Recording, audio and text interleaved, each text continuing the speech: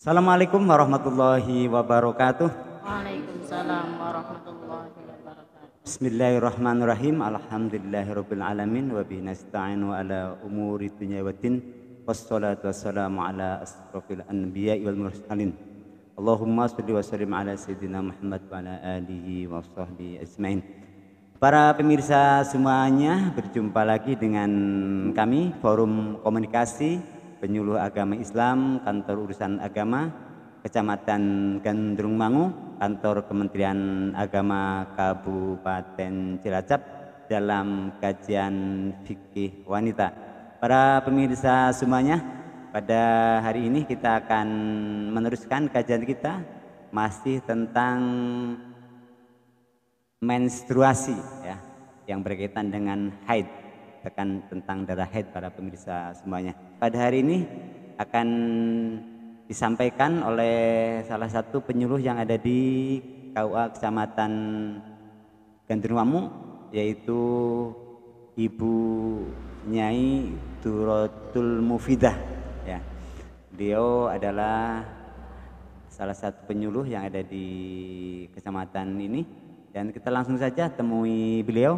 Assalamualaikum warahmatullahi wabarakatuh, Bu Nyai. Waalaikumsalam warahmatullahi wabarakatuh. Waalaikumsalam. Apa kabar, Bu Nyai? Alhamdulillah Sehat ya. Saya Pada sehat. hari ini bisa hadir ke sini dalam rangka kajian fikih wanita. Pada hari ini kita akan membahas apa, Bu Nyai? Tentang hal-hal yang diharamkan bagi wanita yang sedang haid. Oke, para pemirsa, hal-hal yang tidak diperbolehkan, yang diharamkan bagi seseorang wanita yang sedang haid ya. Itu yang kajian yang akan kita bahas, karena ketika kita sedang haid maka ada hal-hal yang tidak boleh dikerjakan oleh seorang wanita. Apa aja itu, Bu Nyai, hal-hal yang tidak boleh dilakukan oleh seorang perempuan yang sedang haid? Baik, terima kasih Bapak Kiai Holik yang saya hormati. Kita berawal dari pembahasan yang minggu lalu, kita sudah membahas beberapa hal tentang seputar haid ya. Pertama sudah diterangkan bahwa ada beberapa ketentuan-ketentuan yang sudah kita bicarakan, diantaranya yaitu masa haid atau darah haid itu apa, masa haidnya berapa, dan warna darah haid itu ada bermacam-macam, sudah kita bahas di minggu yang lalu. Untuk pertemuan kali ini kita akan mencoba membahas tentang hal-hal yang diharamkan bagi wanita yang sedang haid. Di antaranya yang saya baca ini ada 8 hal yang tidak diperbolehkan atau dilarang bagi wanita yang sedang haid. Di antaranya 1, mandi wajib atau wudhu. Jadi bagi wanita yang sedang haid ini tidak diperbolehkan melakukan mandi wajib atau junub karena dalam keadaan haid. Boleh mandi wajib kalau sudah suci. Begitu juga dengan wudhu. Bagi wanita yang sedang haid tidak diperbolehkan melakukan wudhu kecuali lupa. Kadang pengalaman pribadi saya juga kalau sedang haid habis mandi itu lupa karena keterbiasaan apa ya. Ya, betul. Selalu melakukan wudhu, tapi habis itu ingat lagi haid. Lagi haid nggak boleh wudhu, Bu ya? Tidak boleh wudhu ya. Oke. Ya. Kemudian yang kedua, tadi yang pertama tidak boleh mandi wajib atau wudhu. Yang kedua tidak boleh melakukan sholat, baik sholat fardu ataupun sholat sunat. Adapun sholat yang ditinggalkan selama haid itu tidak perlu diqodho, Pak Yai.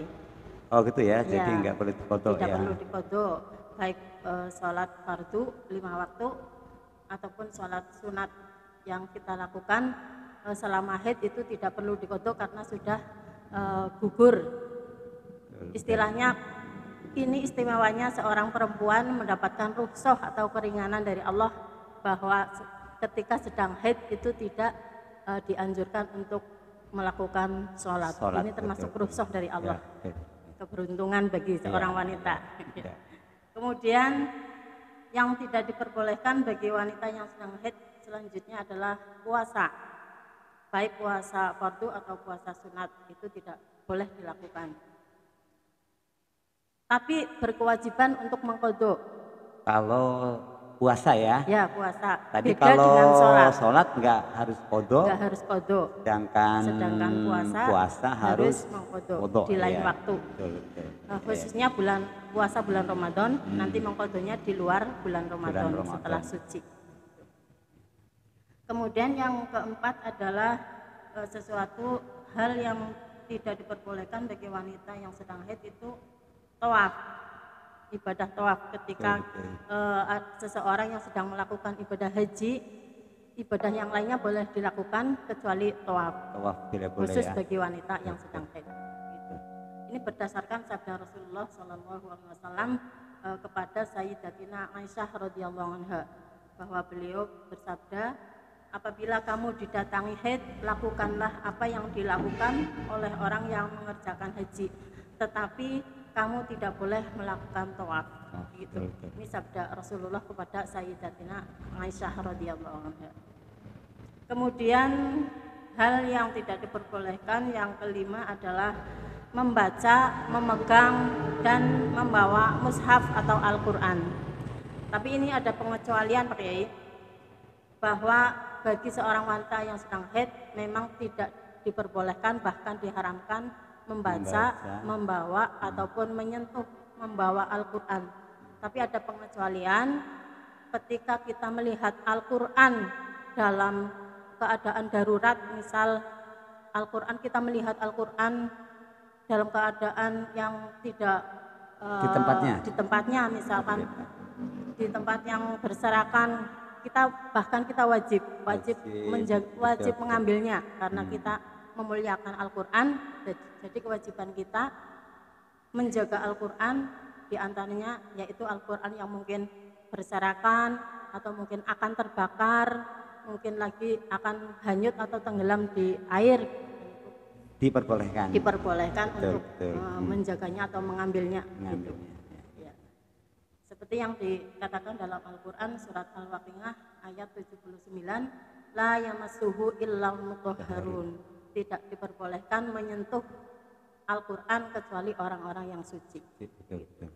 Kemudian yang keenam yang tidak diperbolehkan bagi wanita yang sedang haid itu yang keenam, masuk, duduk atau iktikaf di dalam masjid. Di dalam masjid. Ya. Ini kalau memang tidak ada rasa khawatir Pak Yai, kita boleh masuk ke masjid. Ini zaman sekarang kan sudah modern, sudah pakai pembalut, mungkin tidak mengkhawatirkan menetesnya darah. Kalau mungkin zaman dulu mungkin belum ada modern sekarang ya. Zaman sekarang, jadi dikhawatirkan darahnya menetes di dalam masjid atau di sekitar masjid. Ini yang tidak yang sangat menjadi dasar bahwa tidak dibolehkannya wanita yang sedang haid masuk, duduk atau iktikaf di dalam masjid.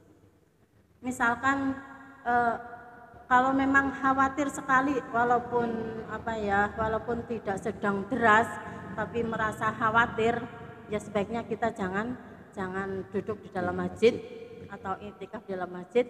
Tapi ada yang membolehkan sekedar duduk di teras, boleh.